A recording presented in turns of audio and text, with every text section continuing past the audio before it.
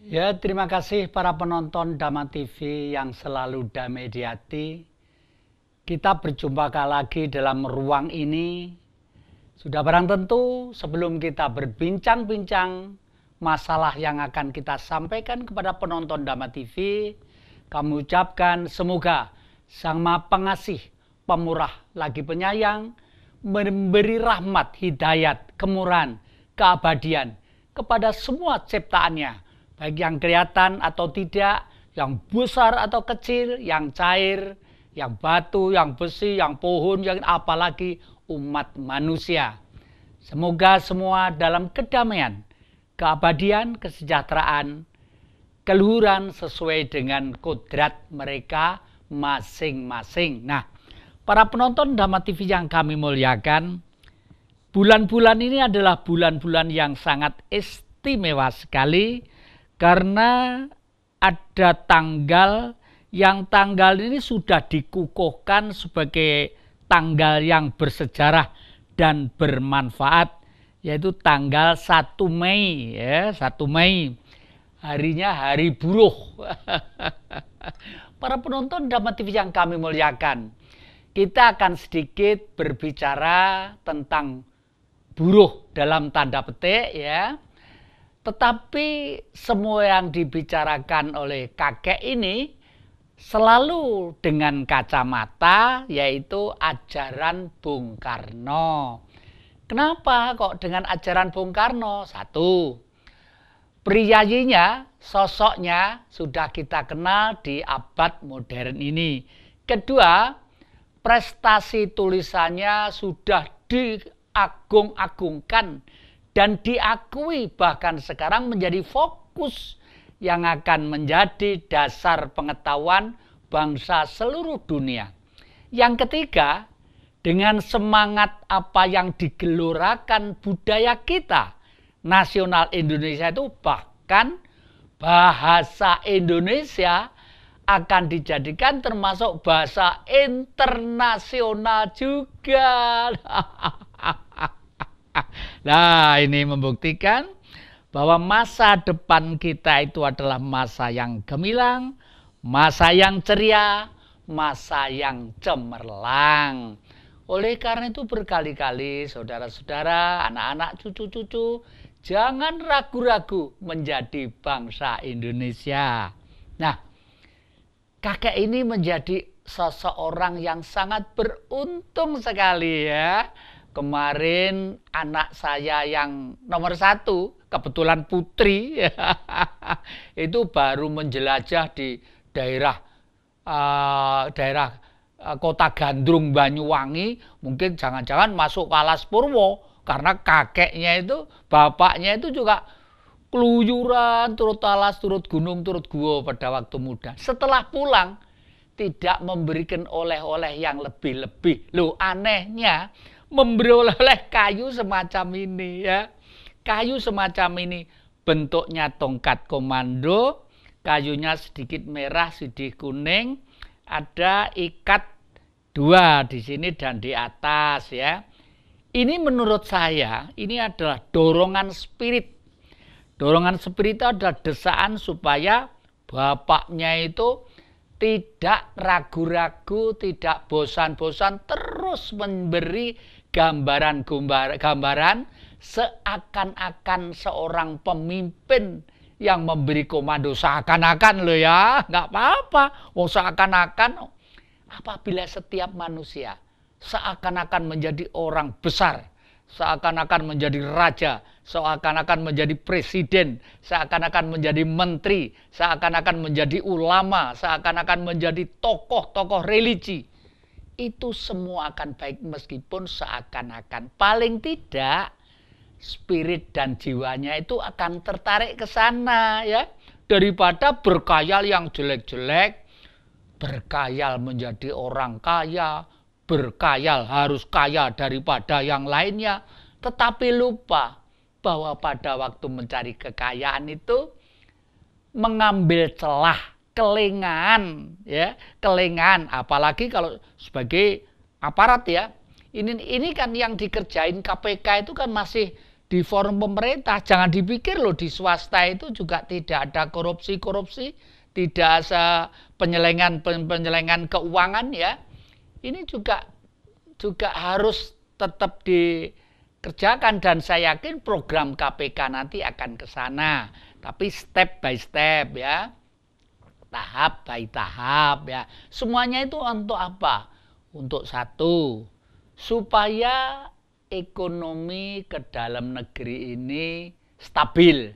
Dua, mendapat kepercayaan internasional. Nah, tentang kepercayaan internasional, karena kakek ini pernah belajar di Fakultas Ekonomi Universitas Brawijaya, paling tidak prinsip-prinsip hukum ekonomi harus mengetahui. Loh, akhir-akhir ini masyarakat secara umum sulit untuk mencari nafkah. Akhir-akhir ini ya, berarti sirkulasi keuangan di tingkat bawah kurang rajin dan gelontorannya kurang. Loh, kok malah ada isunya adalah isu tentang kemerosotan rupiah segala macam ya. Ini tambah bingung lagi. Terus suatu saat Bank Indonesia menaikkan suku bunga. Ini kalau dihitung dengan noret-noretan ekonomi, umpama saya punya duit, mempunyai perusahaan, maaf loh ya, ini pengetahuan, maaf. Umpama saya seorang manajer yang kaya ya, saya akan mengalihkan uang saya. Daripada uang saya untuk bergerak di perusahaan yang buruhnya nuntut ini, nuntut itu, lebih baik itu saya nyatakan pailit seakan-akan bangkrut, tapi duit itu saya belikan saham, saya belikan obligasi ya, supaya nanti itu diam duit itu diam, tapi dapat bunga besar. Nah, ini juga akan berdampak terhadap kesusahan masyarakat secara umum. Nah, kembali ke masalah buruh, kakek ini selalu berkacamata dengan pola berpikirnya Bung Karno. Kenapa? Karena ajaran Bung Karno itu sudah suatu ajaran ringkesan dari semua sifat ajaran-ajaran, baik yang ada di dalam religius, ya, religi itu perilaku tentang bagaimana manusia percaya kepada sang gaib ya, ataupun ilmu-ilmu yang lainnya. Jadi kalau didasari di sana, nanti itu saya harapkan itu apa yang saya uraikan ini adil. Buruh artinya adalah si penjual jasa. Dia tidak memiliki apa-apa. Ada yang menyebut proletar, ada juga ya. Proletar itu orang tidak mempunyai apa-apa tapi hanya memiliki kemampuan. Dan di bidang kemampuan itu macam-macam. Ada kemampuan cara berpikir, ada kemampuan khusus tentang pengobatan misalnya, ada kemampuan tentang nggarap tanah, ada kemampuan tentang mencangkul, ada kemampuan tentang pegang kamera atau apapun. Nah, ini yang termasuk buruh. Lah, lalu buruh itu menurut dasar wawasan ketuhanan yang Maha Esa apa? Nah, di sini. Oleh karena itu akhir-akhir ini saya mengkritik kembali kepada rekan-rekan paguyuban yang menganggap Pancasila itu salah satu pilar. Jangan. Pilar itu cagak ini loh ya. Ada yang menganggap pilarnya Pancasila, NKRI, ini. Jangan. Pancasila itu fondamen dasar. Karena pilar kalau tidak punya dasar ini akan kepelengkang, jebol juga gitu loh ya. Ini berkali-kali, jangan sampai diulangi karena itu salah besar. Karena sekarang itu nanti kalau Anda sebarkan di HP, di dunia maya, pelan-pelan akan mengurangi keyakinan kita terhadap Pancasila. Nah, terus ajaran Bung Karno untuk melihat kacamata perburuan itu apa? Di zaman Bung Karno, buruh dan tani itu merupakan suatu fondamen dasar, satu kekuatan dalam gerakan revolusi. Revolusi itu bukan amu-amuan, bukan kepru-kepruan. Revolusi itu adalah cara berpikir, penjebolan dan pembangunan. Dijebol mental dan kondisi pola pikir kita yang sangat klasik dan usang, ya toh. Misalnya wong teori ribuan tahun yang lalu kok ngotot dengan bahasa ribuan tahun yang lalu masih ditawarkan kepada generasi muda. Ya mesti saja generasi muda lari, ya toh. Oleh karena itu di dalam ajaran Bung Karno itu yang disebut marhainisme itu diringkas menjadi 3. Dan ini nanti kalau diurai, manusia itu akan terbangun dirinya. Jangankan kok sampai berbuat yang bermacam-macam loh. Korupsi uang 10.000 rupiah peribahasanya itu takut. Karena apa? Sadar. Ya kalau membobol rumahnya orang misalnya, atau ngerampok punya orang, atau nyopet, atau ngutip, itu yang dirugikan masih perorangan ataupun keluarga. Tetapi kalau mencuri duit punya negara, meskipun 10.000 rupiah itu milik 30 juta, 300 juta manusia lebih, hukumnya akan berat ya. Hukumnya akan berat, makanya berulang kali saya sampaikan, di daratan Cina, di Rusia, di negara-negara yang harus dilindungi karakter kepribadiannya, bawa ke lapangan, tembak tengkuknya, dawor gitu. Maaf loh, ini bukan kok sadisisme ya, untuk demi kepentingan bangsa. Jangan kemana-mana, masih di depan Jejak Ki Jati. Ya, terima kasih Anda masih setia di depan Dhamma TV ini. Kita lanjutkan ya. Dari kacamata Bung Karno, buruh itu siapa? Buruh adalah manusia yang menjual jasa. Karena tadi konteks kakek melihat dari kacamata ketuhanan yang Maha Esa, nilai manusia itu mempunyai perasaan. Mempunyai perasaan, bahkan sama dengan direktur. Direktur itu juga manusia, manajer itu juga manusia, kepala bagian itu juga manusia, satpam itu juga manusia, buruh itu juga manusia. Oleh karena itu, di kacamata ketuhanan yang Maha Esa, sentuhan-sentuhan nilai kemanusiaan itu yang harus ada. Nah, katakanlah seorang manajer, seorang perusahaan, misalnya 10 orang membentuk PT, perseroan terbatas. Mereka masing-masing menanam saham, lalu menampung karyawan yang jumlahnya ribuan. Kalau mereka itu, orang-orang pemilik saham, menganggap bahwa buruh itu adalah bagian yang terpenting di dalam perusahaannya, niscaya itu nanti akan berjalan menjadi nikmat, jangka panjang, dan lain sebagainya. Dan setiap kurun waktu tertentu, ya, ini harus mendapat suatu kebahagiaan yang sama, ya toh. Karena apa?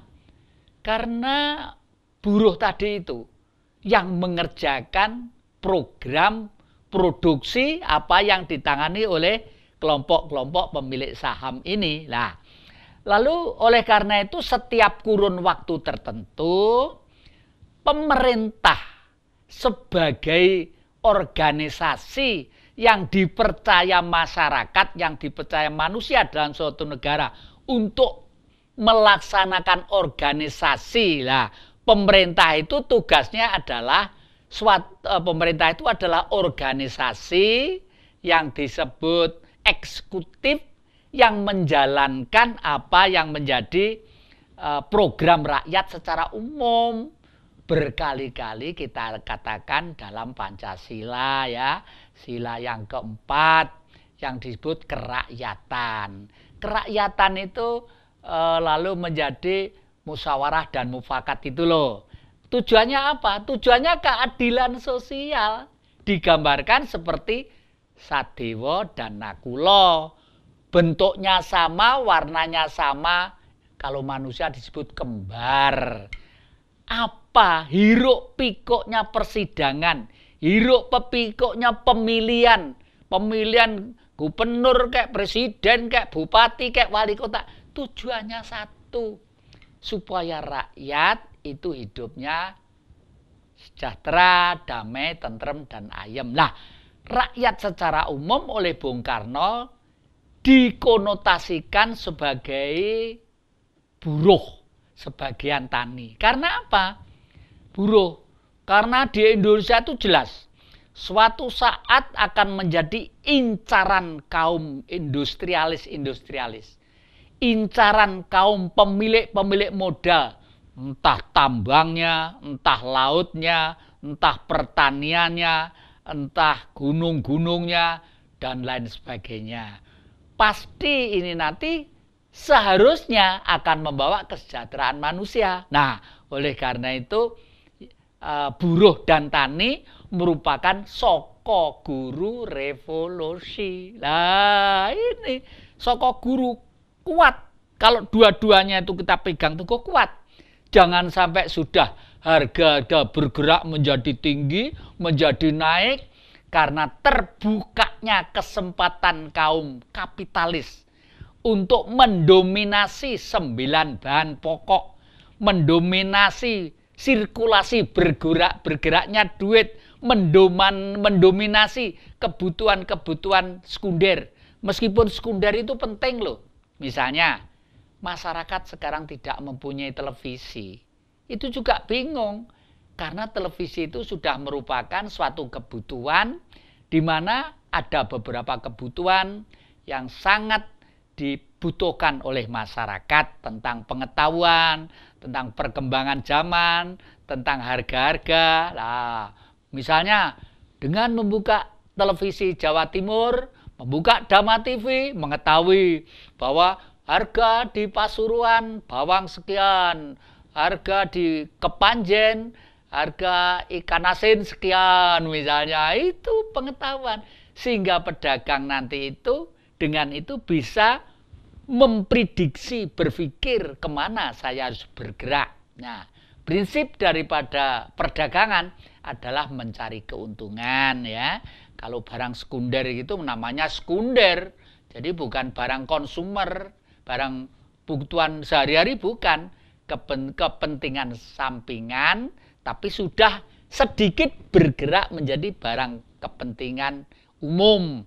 Misalnya kayak televisi, kayak digitalisasi, dan lain sebagainya. Bahkan sekarang cucu-cucu yang ujian sudah pakai alat itu ya, alat itu. Nah, yang ketiga, pemerintah ini harus menyadari bahwa tarif-tarif yang menimbulkan beratnya kaum buruh atau masyarakat umum memikul beban kehidupan ini harus cepat-cepat ditangani.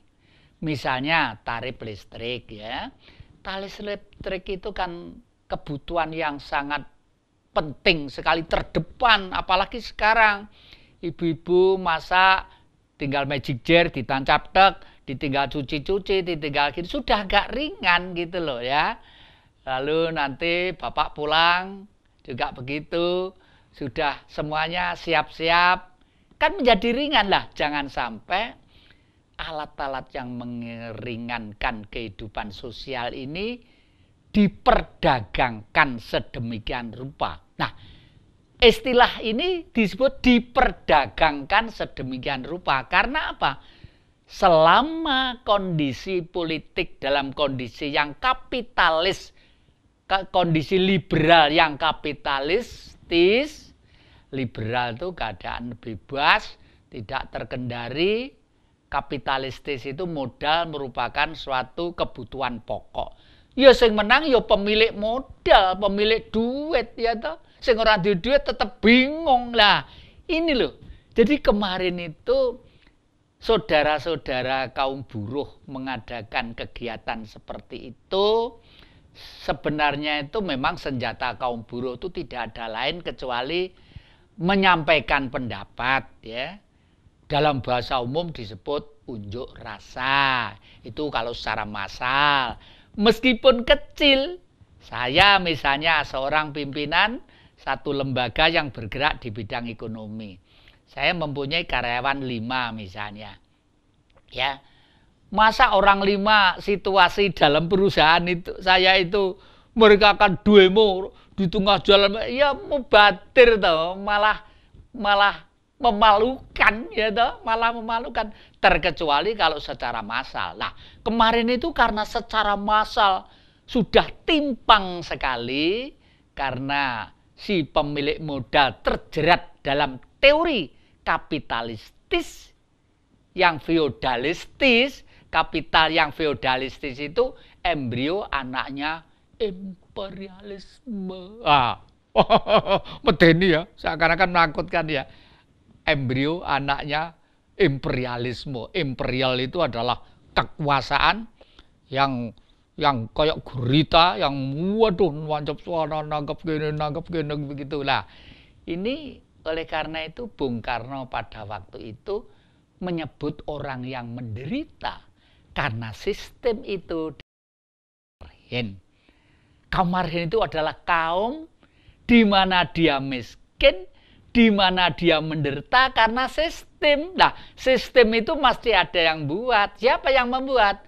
Yang melaksanakan pemerintah, yang mengusulkan pemerintah, digarap lewat DPR, lewat MPR, lembaga-lembaga tingkat tinggi di pusat sana, itu nanti hasil keputusannya akan mewarnai enak dan tidaknya masyarakat atau manusia sebagai pemilik negara ini. Nah, jadi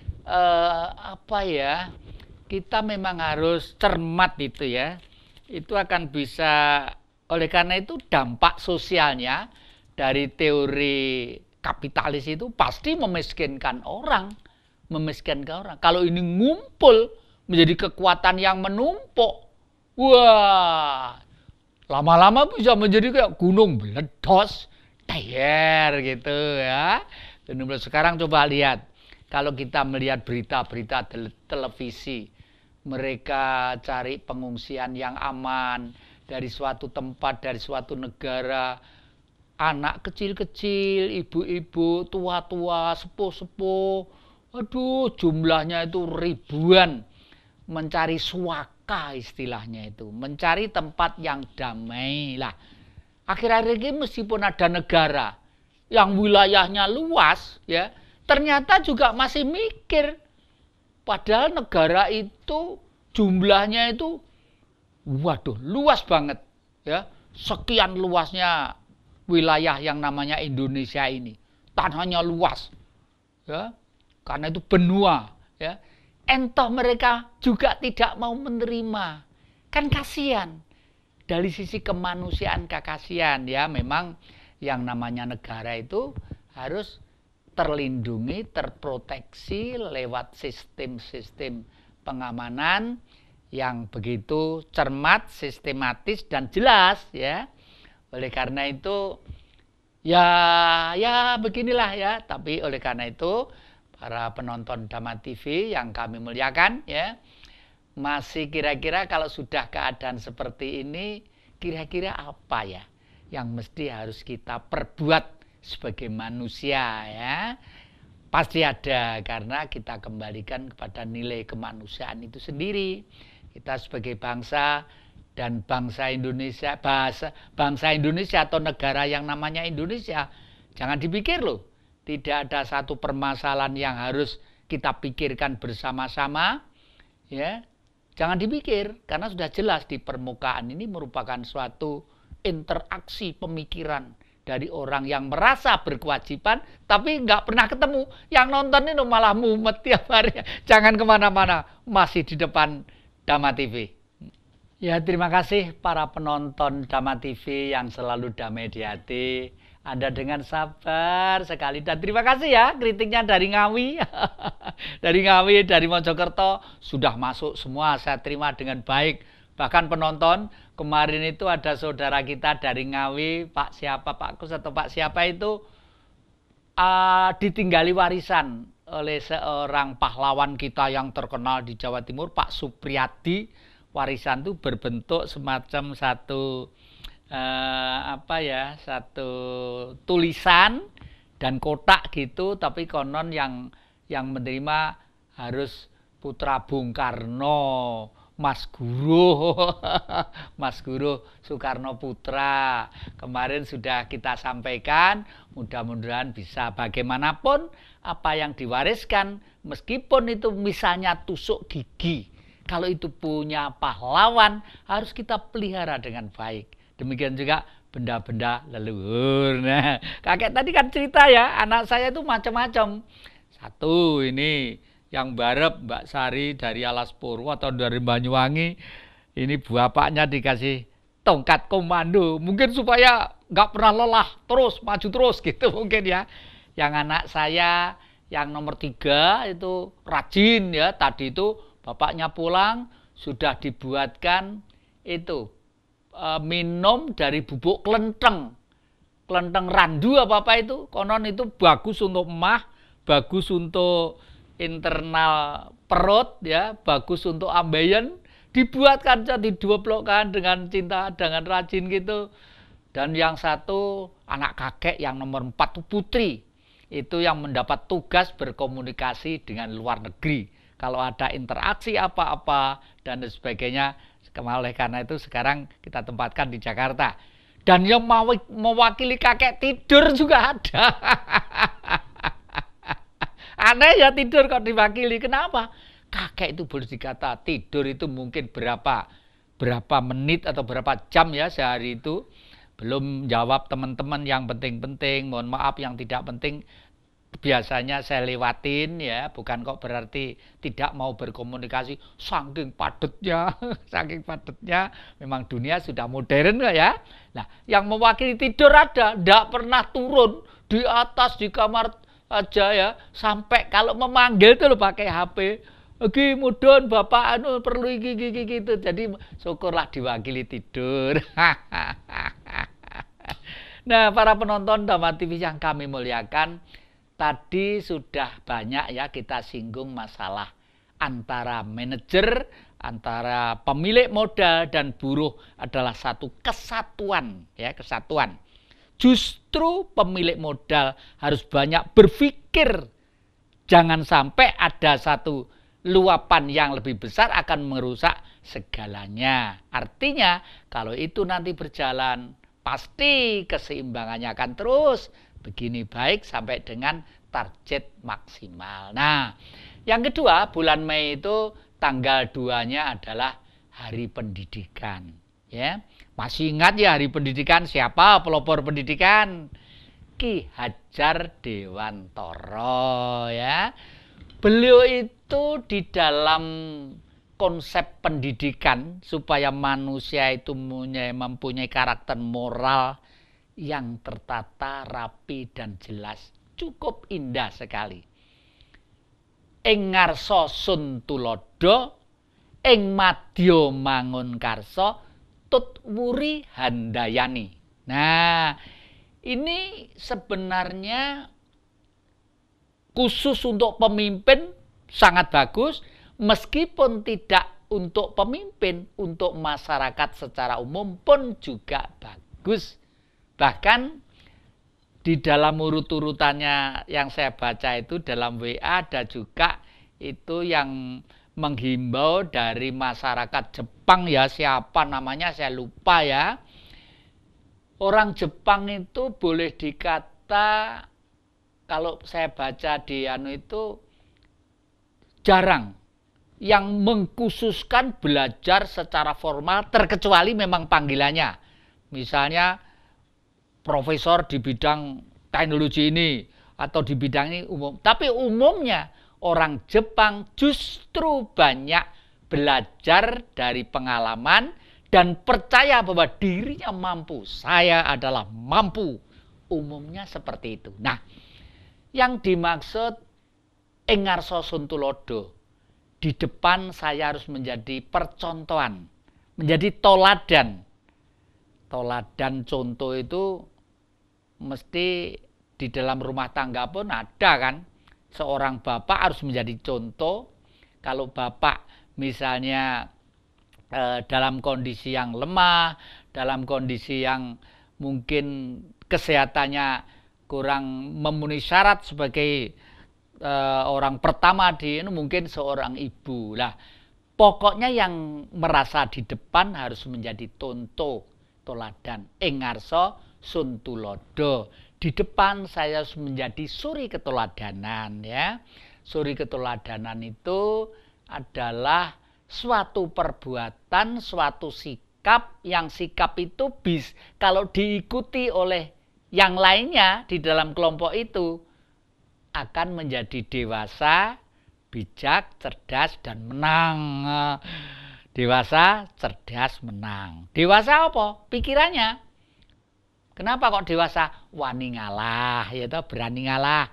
Yang lainnya kalau memang perlu makan banyak karena baru saja bekerja, baru saja olahraga, nggak apa-apa kita ngalah, dikurangi sedikit bu, kurangannya sedikit aja untuk bapak, wong bapak iki ndak kerja di mana-mana.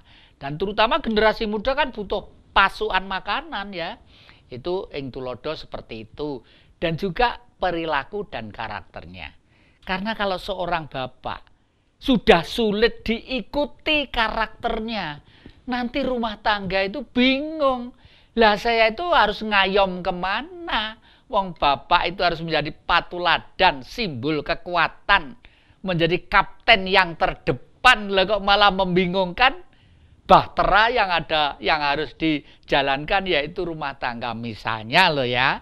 Seperti itulah.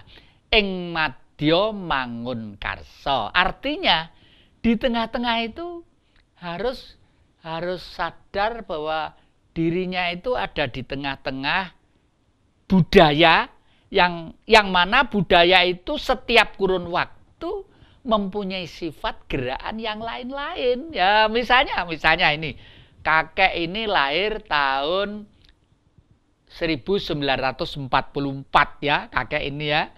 Waktu itu yang namanya radio itu masih radio sing diputer gini itu ya, diputer gitu ya.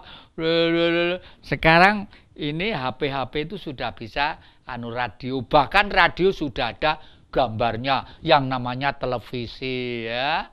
Bahkan sekarang itu lewat berita digambar itu sudah banyak sekali ya, gambarnya, visualisasinya, audionya, audio itu suara ya, visualisasi itu bentuk gambarnya, itu kan bagaimanapun kan zaman ya, panggilan. Jadi dan anak-anak cucu-cucu saya pasti akan masuk dalam dunia yang baru itu.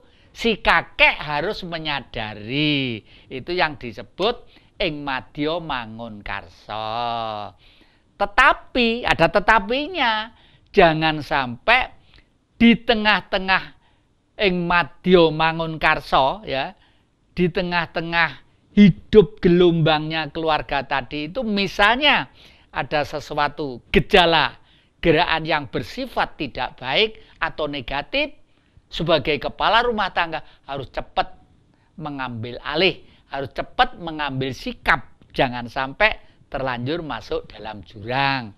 Misalnya seperti itu ya.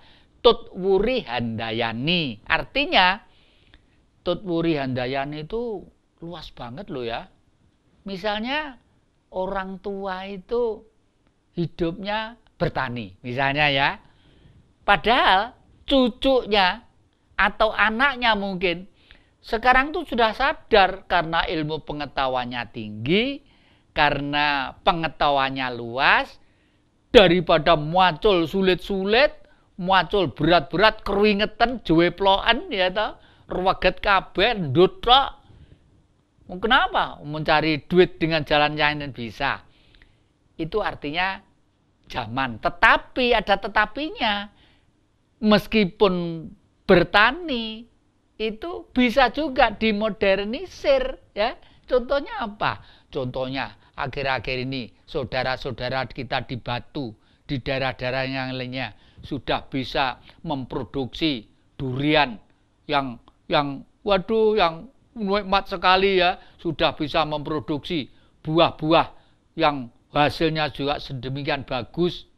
Yang dulu pernah kakek katakan, di Thailand itu semula biji-biji buah-buahan langka. Tapi kenapa sekarang itu number one, nomor satu? Karena betul-betul ditangani dengan profesional. Nah, dan bahkan udara di negara kita ini, wah coba kita sebagai orang Kota Malang ini punya warga insinyur Bambang Irianto itu, wah gang-gang gak ono sing gak ono tandurane, semua ada tandurannya. Itu kepeloporan, itu inisiatif ya.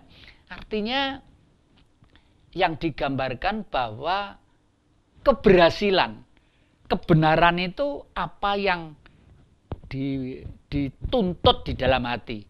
Berontak neng jerone awake dhewe ya, berontak ke dalam, aku kok golek duit dompet iki kok tipis terus ya apa to sebabe. Padahal sik butuh iki, butuh iki, butuh iki. Pikiran harus bergerak. Tetapi kalau bergeraknya tadi itu tidak bidangnya dan justru akan berdampak yang lebih konyol, ya jangan dilakukan ya. Jangan dilakukan. Tapi kalau itu gerakan itu merupakan suatu hal yang positif dan memperoleh penghasilan yang lumayan, ngapain mesti tidak kita lakukan? Intinya kan ada di sana intinya ya. Jadi memang Tut Wuri Handayani itu merupakan satu sikap mengikuti generasi yang sudah dan tidak melawan era dan zamannya, tetapi tetap memegang setir, megang kendali, jangan sampai generasi itu nanti itu akan justru hidup dalam kemasyarakatan keluarga yang tidak diinginkan. Nah, jangan kemana-mana, masih di depan Dhamma TV. Ya, terima kasih. Anda telaten juga ya. Pak Sarvin yang kemarin datang ke rumah, pengikut Dhamma TV setia Pak Sarvin itu. Waduh, saya umur beliau itu sudah 87 tahun kalau nggak salah. Masih wetes sehat kemana-mana sepedaan. Nah, itu ya, ternyata masih. Terima kasih, salam saya Pak Sarvin. Waduh, seorang nasionalis yang bagus. Selalu mengikuti kalau kakek di radio, kalau kakek di televisi. Salam saya pada keluarga-keluarga.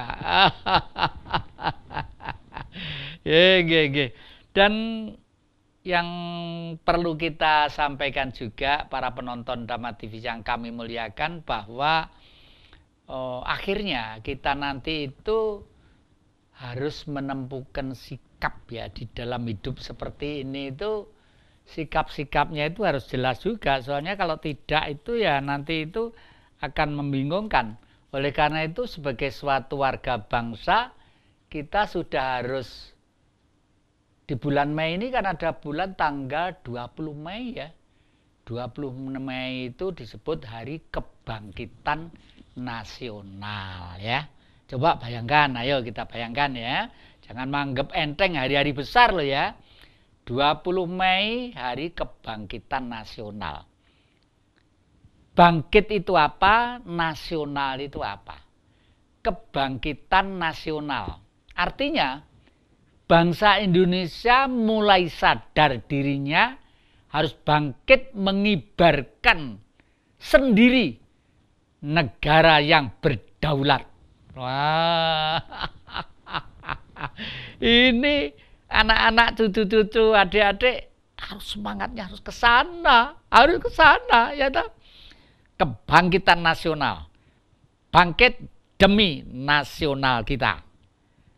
Bangkit itu adalah dari tidur, melek, gerigah, tangi, ya, matanya melihat ke depan, ya, tangannya siap, tubuhnya waras, itu harus. Ya. Kenapa kok melihat ke depan? Oh, namanya bangkit. Orang melihat ke depan, morong wadeg, gak delok ini melaku ya nobruk. Kenapa melihat ke depan? Melihat ke depan menjadi terang dan gamblang, itu kalau sedikit menengok ke belakang. Kenapa sih harus bangkit? Karena ke belakang kita pernah atau telah diinjak-injak oleh bangsa lain. ditindas oleh bangsa lain, dari bangsa yang besar, yang hampir menguasai 2/3 dunia, lalu terpuruk demikian saja. Semuanya serba kekurangan, semuanya serba pelan-pelan menjadi kehilangan. Nah, ini yang berkali-kali membuka semangat kita untuk bangkit. Maka dari itu Harkitnas, Hari Kebangkitan Nasional. Jadi nasional sebagai bangsa harus bangkit bersamaan, supaya bangkitnya itu tidak sendiri-sendiri, malah nanti itu saling benturan. Maka dari itu berbahagialah kita. Sudah diberi satu filosofis dasar yang menjadi fondamen dasar kehidupan bangsa ini, yaitu yang disebut Pancasila. Pancasila itu fondamen dasar. Tujuannya apa? Tujuannya kita membentuk negara lautan, ya, negara lautan. Kenapa kok negara lautan? Karena memang mayoritas negara kita itu terdiri dari laut. Kalau dulu disebut maritim, ya, maritim ya. Maritim itu adalah suatu negara lautan. Kalau kita itu mendominasi, menguasai lautan, kapal selamnya, kapal induknya, kapal-kapal layarnya, kapal-kapal nelayannya, itu nggak mungkin kita itu akan menjadi bangsa yang miskin, utang ngalor ngidul, itu nggak mungkin, ya. Menjadi banyak utang, kalau nggak utang nggak bisa, itu kan karena karakter maritim kita nggak ada. Nggak sadar bahwa kita itu hidup di surga. Nggak sadar bahwa kita hidup di alam yang serba menjanjikan. Berkali-kali saya ingatkan, apa bedanya Allah dengan alam?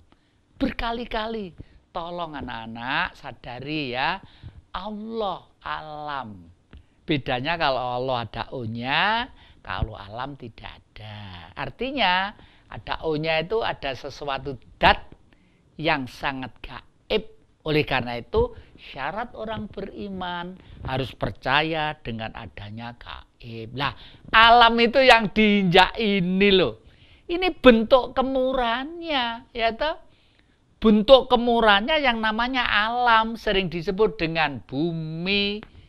Negara manapun tidak ada negara sing ning awang-awang iki gak ono. Negara sing ning awang-awang sing ning cedhok mega-mega mendung kono gak ono. Ya lek wayang Purwa, wayang kulit, ono negara sing jenenge Kayangan Jonggring Saloka.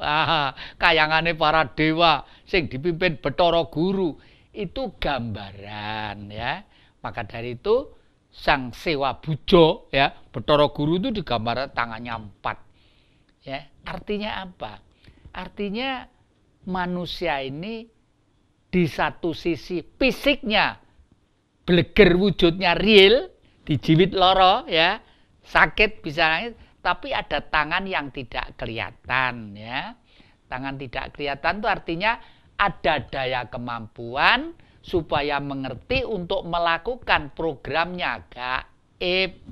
Loh, program gaib kok diprogramkan toh, Mbah? Piye nalare piye? Kalau dinalar lewat ilmu pengetahuan seharusnya bisa, karena itu rasional. Bagi si Jawa nggak ada yang tidak bisa, semua rasional, semua rasional. Nah, oleh karena itu dulu kan saya katakan otak kanan, otak kiri, otak belakang, ya. Kalau di pewayangan di belakang itu ada gambarnya gini, kok cucuke Garuda gini, ya. Garuda itu gaib rumeksa ing dat. Artinya otak belakang kita itu otak yang sangat sensitif menerima signal dari interaksinya gaib. Kalau masuk ruang gelap, masuk suatu wilayah yang kira-kira itu ada unsur-unsur kehidupan lain, otak kita menjadi merinding, yang sini gegere merinding, itu ya berkali-kali kan. Oleh karena itu supaya kita itu bisa sensitif mengetahui dan menangkap gejala-gejala gaib itu, itu dikurangi makan ya. Saya pakai istilah Sang Siddhartha Gautama kok, simple sampai sekarang, simple ya. Satu, angan-angan benar, pikiran benar, tutur kata benar, pribadi benar, bergaul benar ya. Jangan sampai timpang, tidak boleh timpang. Meskipun angan-angan benar, pikiran nggak benar, nanti juga hidupnya nggak bisa enak ya. Misalnya angan-angan pengen maem, dompet isine mong 5.000, masuk neng restoran rawon bu, satu piring, juga sate pira, mulai ya iso ninggal ninggal sesuatu ya untuk anggunan ya. Oleh karena itu angan-angan, pikiran benar, tutur kata itu jangan jika penteng loh ya. Tutur kata benar itu penting karena maaf ini Jawa Timur itu memang suatu pergaulan yang sangat terbuka, sangat merdeka, inisiatifnya banyak, kadang-kadang meremehkan arti kebenaran tutur bahasa. Kalau tutur bahasa kasar, secara tidak langsung akan membentuk pribadi kita yang kasar. Akibat pribadi yang kasar, otak itu gampang keras, gampang gelap. Akibatnya bergaul tidak begitu simpel, tidak begitu gampang akrab, mungkin malah sebentar-bentar tersinggung. Wah, kalau tersinggung itu awal dari buntunya pribadi untuk mencari kebahagiaan itu ya. Maka dari itu tutur kata itu penting. Gunakanlah kalimat-kalimat yang baik. Oleh karena itu kalau ada seorang ibu datang ke rumah, saya mesti bilang, meskipun orang Aceh kayak orang mana kayak gitu, Bu, sekali tempo belajar 3-4 bahasa, dibiasakan ke anak-anak. Misalnya, kae bapak diaturi kondur, bapak wis wayahe dahar gitu loh. Jadi dahar, kondur itu untuk bapak karena yang tertinggi di rumah itu bapak. Tapi kalau bapak tanya tentang ibunya kepada putranya, Dok, ibu nanti kakakmu mau wis maem mau durung. Nah, wis maem mau durung. Aja sampai masmu mau wis dahar apa durung. Jangan, ini kelihatannya sepele ya. Tapi ini pelan-pelan akan membentuk otak kita berpikir cerdas, sensitif dan terarah gitu ya. Itu terarah. Nah, para penonton Damai TV yang kami muliakan, akhirnya pendidikan itu merupakan suatu hal yang sangat penting sekali. Tidak ada manusia di jagat ini yang tidak sukses tanpa melalui pendidikan. Berbicara masalah pendidikan itu sudah barang tentu bermacam-macam background itu dasar pola pikirnya. Ada pendidikan formal, ada pendidikan informal. Nah, termasuk sila yang kelima tadi itu, ajaran Sang Buddha tadi itu, berangan-angan benar, berpikir benar, tutur kata benar, pribadi benar, bergaul benar. Nah, bergaul benar ini termasuk cara kita memperoleh pendidikan ya, memperoleh pendidikan. Oleh karena itu kalau kita nanti itu misalnya terpaksa harus hidup, maaf ya, iku piye to aku hidup wis ngene kerja keras keringete dilewer kok sik bangga kurang ae, sampai arep sekolah wae ora mampu. Ya sudah, melihat televisi, mendengarkan para tokoh-tokoh agama, ajarannya yang baik. Harus mendengarkan yang baik loh ya. Karena apa? Karena sekarang itu saking ramennya, kadang-kadang justru banyak memakai istilah agama, tapi ajarannya itu menyebarkan kebencian. Jangan, nggak ada ajaran menyebarkan kebencian itu, tidak ada. Memang zaman apapun ada yang namanya istilah perang ya. Semua ada istilah perang. Karena perang itu pada waktu zaman ada perang, eranya era para nabi-nabi itu, karena ini sebenarnya urusan politik, urusan kenegaraan. Karena ada pihak lain yang memang terpaksa harus dihadapi, harus diperangi. Tapi ini kan era dulu, era masih gepuk-gepukan, era masih saling merebut kesempatan, saling menduduki, saling menguasai. Era itu sudah bukan era zamannya. Sekarang menguasai dunia itu eranya sudah era digitalisasi, eranya sudah era Android, eranya sudah era sangat maju sekali. Tetapi adik-adik, anak-anak jangan khawatir. Ini metode-metode baru sudah lahir di negeri ini ya. Anak-anak kita sudah memelopori pergaulan digitalisasi. Kemarin yang dari Tegal atau dari mana itu anak putri saya merubah ke sana mengikuti juga. Ternyata memang begitu cepat anunya itu ya. Begitu cepat ya. Kakek ini meskipun sudah tua tapi masih tidak pengen ketinggalan dari era dan zaman ini. Karena itu kebutuhan dan itu malah membawa semangat seseorang untuk tidak menyerah. Meskipun secara fisik sudah harus hati-hati. Makanya saya terima kasih anak-anak saya sudah mendorong spiritnya sang kakek. Ada yang khusus memperhatikan kesehatannya, ada yang khusus memperhatikan jangan sampai kakinya itu capek. Teman-teman, ada yang khusus ini, ada yang khusus, dan semua saja terhadap orang tua, anak-anak, cucu-cucu harus ya, harus, karena tidak ada Anda, tidak ada orang tua.